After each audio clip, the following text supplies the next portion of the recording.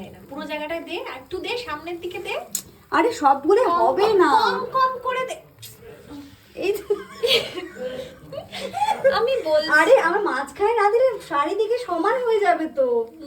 Test হবে না উপরে আর নিচে। আমাদের পাটিসাপটার অবস্থা মাঝখানে ছিদ্র হয়ে গেছে। পাটিসাপটার মাঝখানে উঁচু থাকে, দু সাইডে নিচু থাকে। আমাদের পাটিসাপটা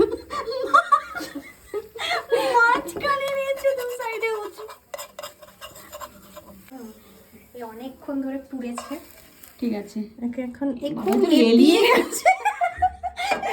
এত তুই ঘুরিয়ে তোটাকে প্রচুর পাতলা করে দিয়েছি। তুই ধর এটা, এই ময়দা বেশি হয়ে গেছে, ওই জন্য এরকম হয়ে গেছে।